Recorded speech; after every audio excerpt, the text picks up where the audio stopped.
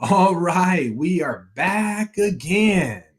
Hope everyone's doing well. How's it going to the car professor? How you doing, man? I'm happy to be here. Thanks for having me.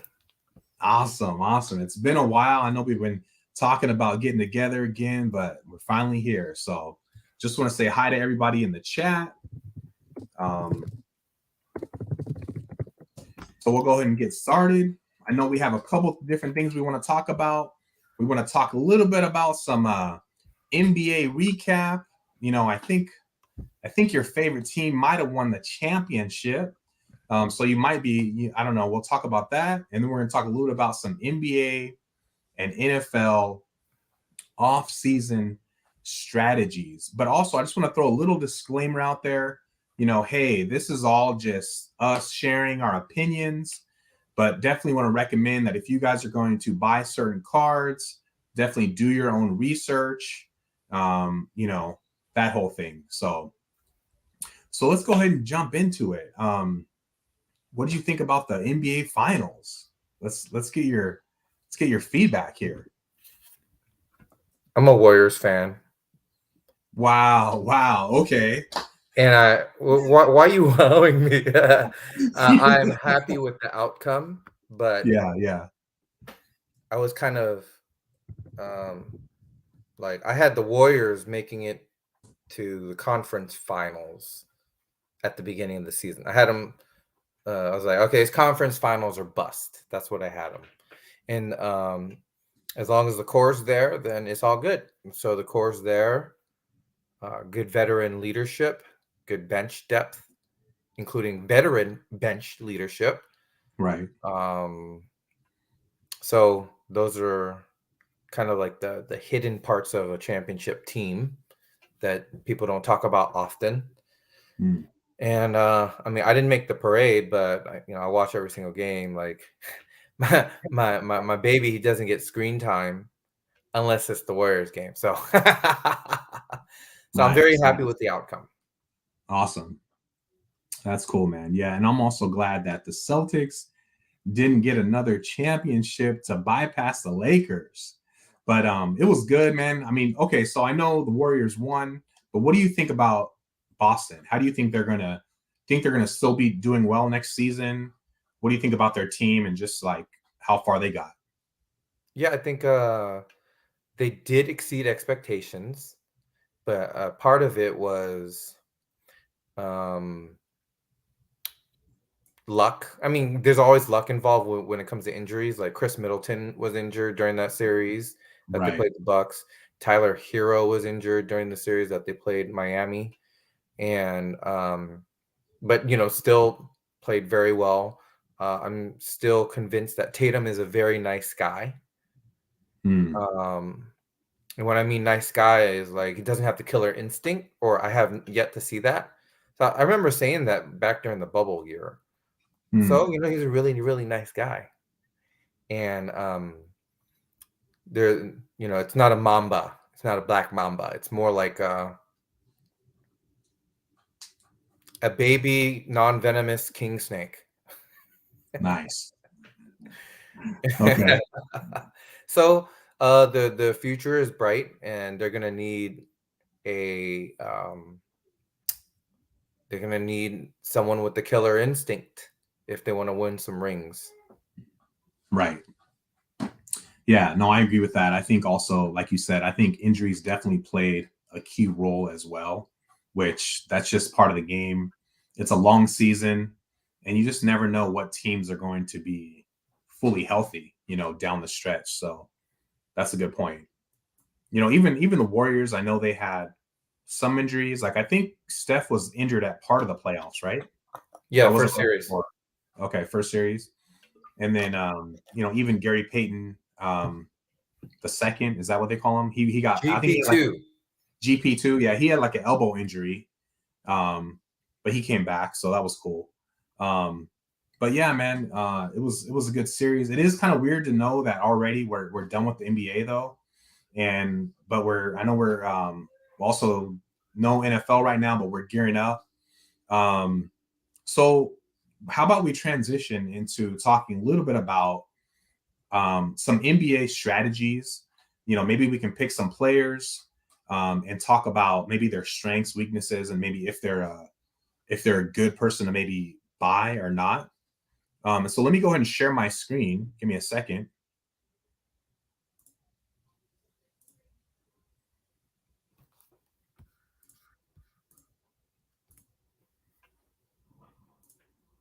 All right. So can you see my screen? I can. All right. Sounds good. All right. So what we have here, we got these 3 columns here. We got green for go, go, go. We got yellow for slow down, buddy. And then we got red for pump your brakes. So I know we got some different players in mind that I wanted to talk about. I do want to start off with Luka. I know he had a good playoff run. They beat the Suns. What do you think about Luka and right now in the offseason? So I want to encourage people in the chat to throw out a few more names for us to discuss. Definitely. So for me, Luka exceeded expectations and beat the Suns in Game 7. And that was like a shocker. I think most people had the Suns making it minimum to the conference finals. I think once the Warriors got in the playoffs, I was like, okay, they're going all the way. And that the Suns wouldn't have beaten the Warriors. So that didn't even happen. Yeah. So Luka exceeded expectations. Because he exceeded expectations, I expect there to be a lot of excitement about him moving into next season. Right. Because of that, I am all green, green, green, green, green. All green. So, all right. All green on the Luka. So if you are able to see the chat and you see any names out there, feel free to throw them out. I'm mainly focusing on this board right here. So got it. Actually, you know what? Hey. Let me add a caveat. Sure, go ahead. Luka was like the golden child during the bubble. Mm. And in the following season after the bubble, he was the favorite for MVP. And at the beginning of this season, he was the favorite for MVP too. As a result, his price is like really high. If you look at his Prism Silver PSA 10s, of anyone 2016 and later, his are the most expensive. And so I actually want to move him over to yellow. Oh, okay. All right. Yeah, Switch it just up. All right. because I have a fear that he's already overvalued. And Okay. that, despite him having a lot of excitement going into next season, he just might already be too expensive. That's a good So I'll point. put him in yellow. All right. So I'll go ahead and move him. He's in the yellow right now. And let me know if you want to change your mind again. No, I'm just kidding. All right. I'm always ready to change my mind. I'm just messing around. All right. So can you keep an eye on let me know if there's any names that were dropped out in the chat. Okay. If not, then I can go ahead and pick another name. Go ahead. All right. So I'm going to go ahead and go with Ja Morant.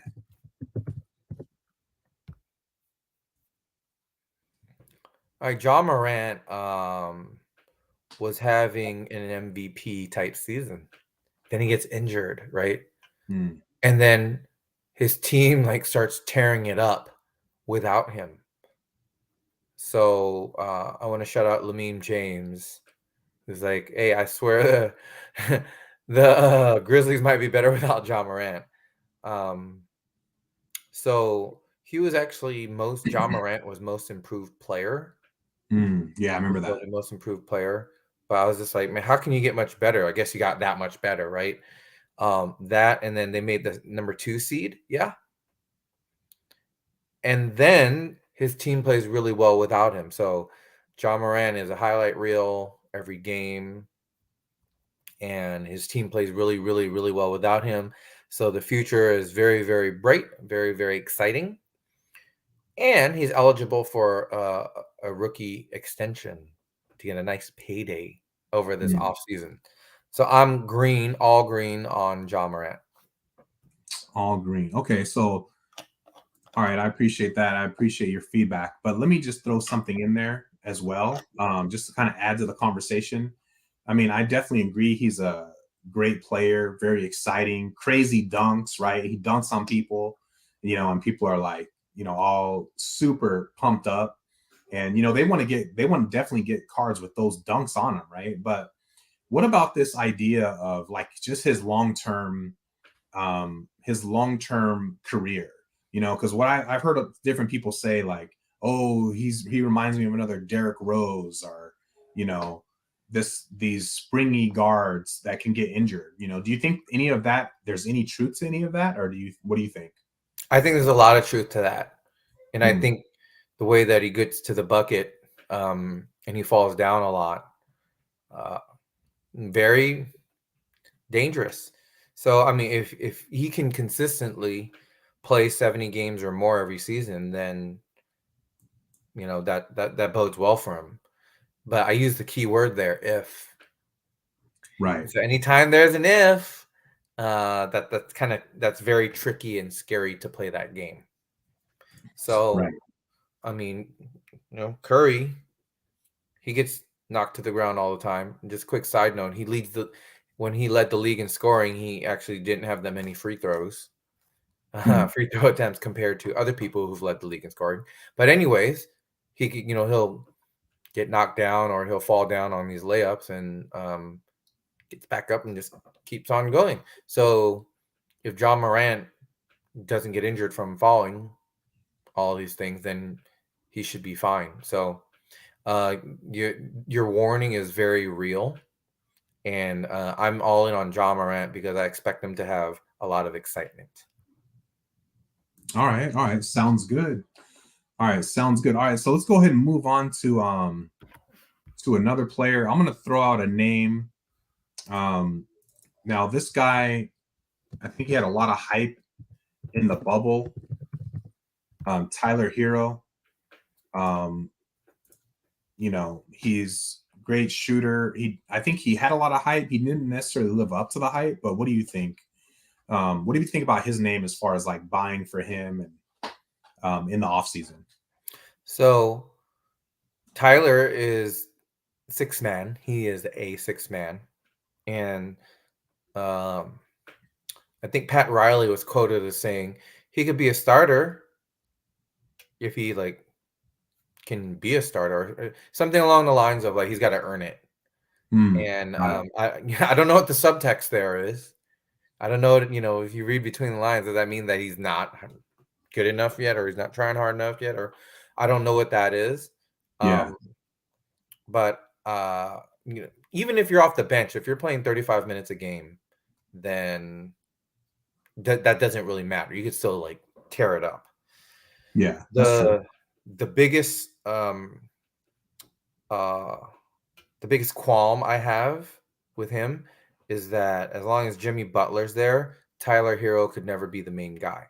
And Mm, I like to primarily, but not solely, but primarily buy cards of guys who can be the main guy, or the potential, or it's like on the horizon that he's going to be the main guy. And it doesn't quite look like that there, even though he's like the same year as John Morant. But he could break out, and Jimmy Butler could get injured, or mm, maybe something happens in the off season. Tomorrow is when free agency starts, so you might get some trades with free agency. Um, I'm trying to think of a situation where he could be the guy, and when I mean the guy, I mean like the number one option, right. and they make it to the playoffs regularly. Um, I haven't thought deeply into that yet, and because I'm not confident in that, I would put him, or I am putting him in red. And in fact, I'm buying zero. I have bought, and I am buying zero Tyler Hero. Jinx. Sorry, that rhymed. Yeah. Zero Tyler Hero. Now, okay, I didn't know I'm you not were a saying lyricist. he's a zero. I'm saying that's what I bought. No, I understand. But I didn't know you were a lyricist. But it's all good. It's all good. All right, so we moved him to the red. Any other players that you might want to go? You want to share about, Mr. Card Professor, before we move on to NFL? Um, so if you have seen my Instagram stories, you've seen that this past weekend I was at a Big card show. Shout out Card Addict 232. Thank you. Right. It was a pool party. Pool party. All right. Yeah. Jordan Poole. So I am big on him for two reasons. He had his coming out this year, and I actually think he got robbed of the most improved player. That's fine. He's still not going to be the main guy next year. Definitely not. But everyone loves him here. He's charismatic. He has funny facial expressions, and he hit some big shots too, man. He hit some crazy shots. Yep. And there were a couple games where he didn't play the end of the fourth quarter. I was like, oh wow. But anytime Curry was injured, Poole will start dropping 30. So people, especially locally, will not forget that. And at card shows here, Poole will be a hot commodity. And to me, I have Poole in the full green. Full green. All right. So we did get one name. I was looking at the chat. I was smart enough to figure out how to look at the chat and this board. So Pops threw out Zion Williamson. So I know Zion was hurt. He didn't play a single game last year. I know he's getting healthy. Based on Instagram, looks like he's doing these dunks and all this crazy stuff on social media. But what do you think about Zion? So Zion was the most hyped player since LeBron James. Since LeBron James. I was like, who else has been hyped? Like Blake Griffin's been hyped.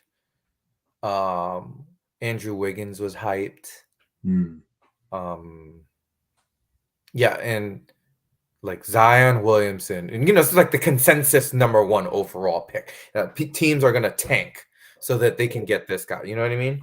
Yeah. So, and the thing is, he still has a lot of hype because the season of the bubble, like he was, he had come back or he had started his career and he was tearing it up, and then the season after the bubble, he was tearing it up, and then this past season he didn't play at all. So people have that fresh in their mind with two things. Number one, that he had a really strong showing, not this past season, the season before. Number two, that he's the most hyped player coming out of the draft since LeBron James. So the glimpses are there. The scary part is, sorry. Let me add one more thing. Go ahead. Pelicans made the play-in game. Didn't they? Yeah. Didn't they? Yes. And not only did they make the play-in game, they made the 8th seed. And so they have a playoff basketball team. So all three of those give Zion the arrow up. The big arrow downs are obviously injury, right? Right. And you could argue that the Pelicans organization, they were trying to hide him or something, because he was doing through the leg dunks in the warm-ups of the playoff series. I was like, wow, give the young man some playing time. So that's one, injury concerns, and then the other is he already too expensive? So if Luka is the most expensive PSA 10 silver from 2016 and later, then Zion is the second most expensive player with PSA 10 silver prisms. So then you say, okay, he's that expensive because of hype, but then is that overvalued? So for me, I got him on Slow Down Buddy, and in terms of this list exactly here is what I've done so far. A lot of Poole, a lot of Morant, a little bit of Luka, and a little bit of Zion. And so I got a little bit of Luka, a little bit of Zion, and I'm done with them. I'm like, no more getting them. No more buying their cards or trading into their cards. And 0 of 6-man of the year. Got it. Okay. And then just to kind of recap, if you don't mind sharing, I know you spend time on the off season and then you try to sell at certain times, when would that time be for you? Is it beginning of the season? Is it preseason? Is it, after the start of the season? What do you usually do, or what would you suggest? So sometimes I'll sell when there's like brand new news. For example, I have Jalen Brunson is expected to sign with the New York Knicks tomorrow. Mm. Uh, so I have a couple cards that I'm gonna get ready to sell if he gets signed to the Knicks. So like a big news piece like that. But Yeah, then I'm thinking like that doesn't quite happen for everybody though. Like uh like DeJounte Murray just got traded for Danilo Gallinari in 3 picks. So if I had DeJounte Murray, I would sell, but maybe not if I had Danilo Gallinari. I don't think that trade would bump his value up very much.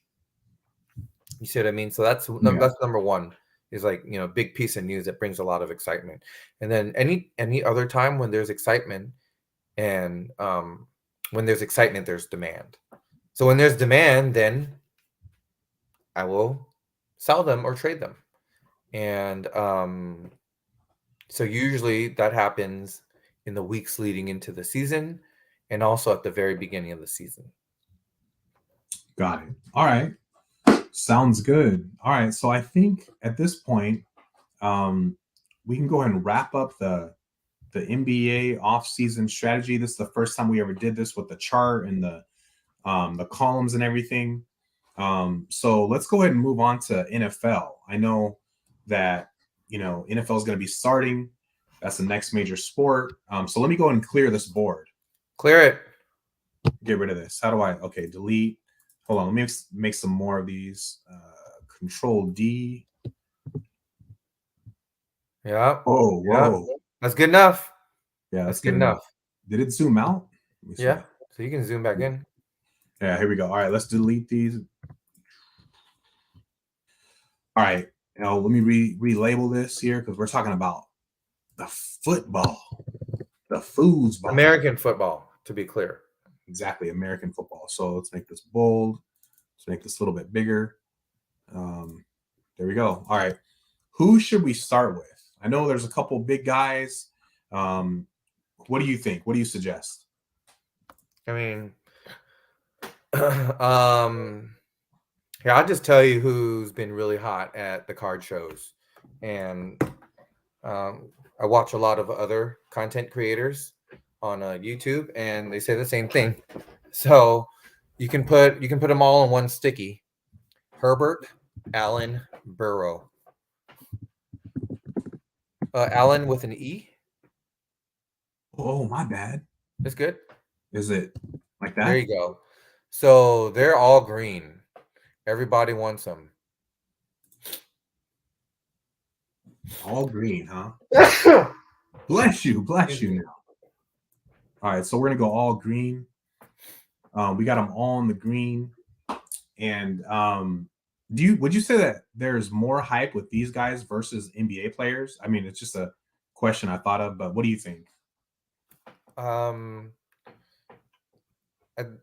they're apples and oranges to me. Hmm. But the fact that they're both fruit, and fruit is hyped.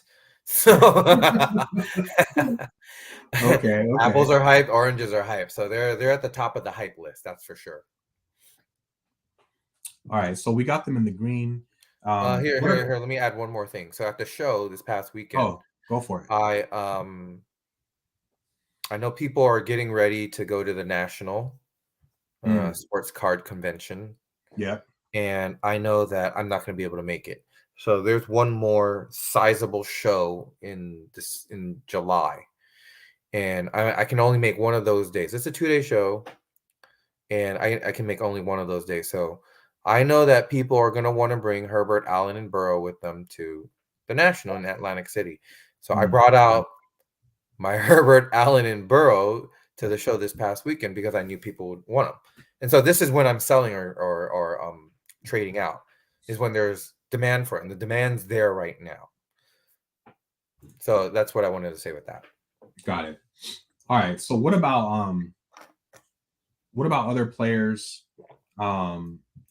any other players that you think are hyped? Like, what about like a Trevor Lawrence? Put him in there. All right, let's throw him in there.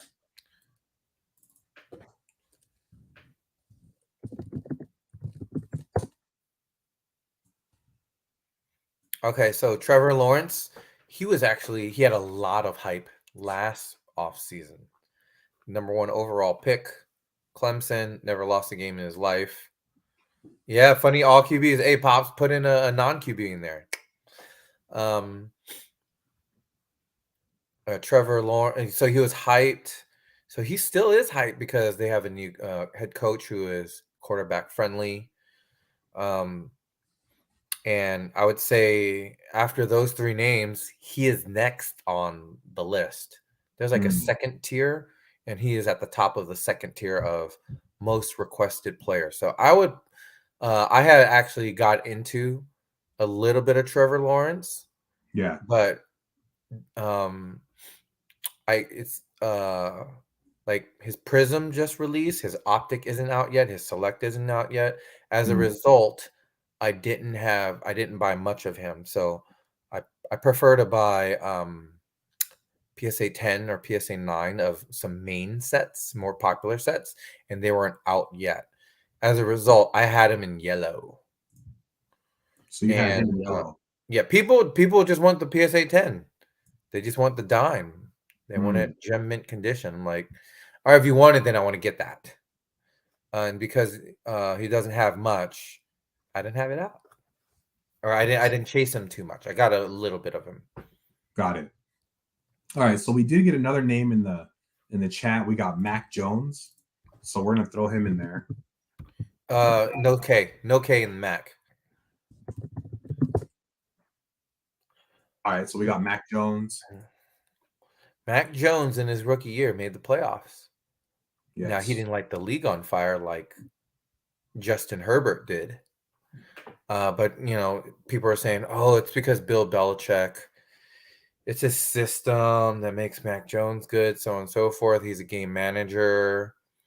And he's the same draft class as Trevor Lawrence. So people are less excited about his abilities compared to Trevor Lawrence, but it's the Patriots, and the Patriots are a winning organization. So I have him in yellow because there wasn't that many PSA 10s of popular sets, such as Prism Optic Select. Now, the narrative and the sentiment about him is he's a game manager. Not the case for Trevor Lawrence. So I would put Mac Jones at the bottom of this second tier, but there's people that are still like interested in Mac Jones. Got it. All right. We got a non-QB in there. Let's see. Who do we got? Drake London.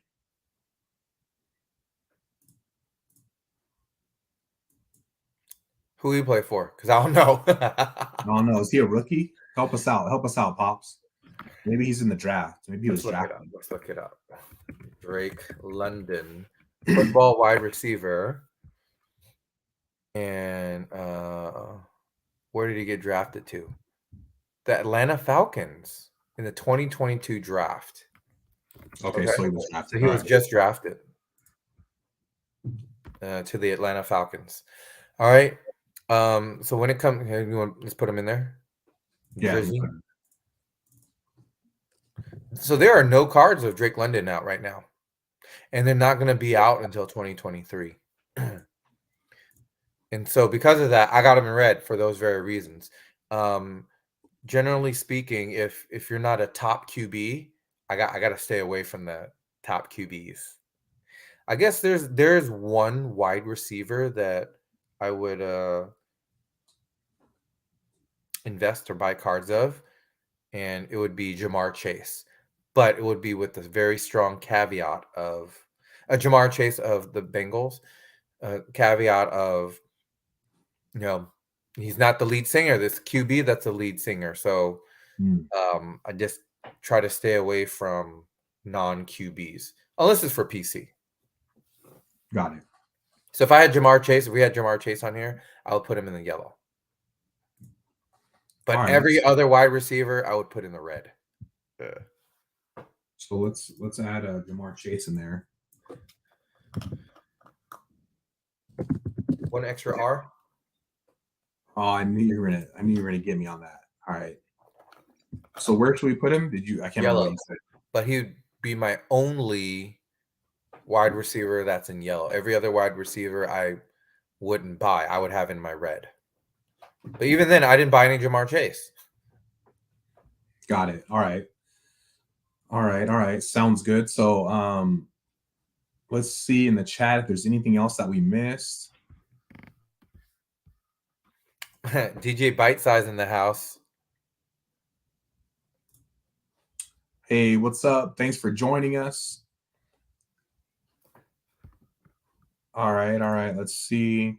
All right, I think that's it. So why don't we, I really appreciate the conversation for the NBA and NFL. Why don't we transition into a card lesson, since you are the card professor? So I'm going to stop sharing.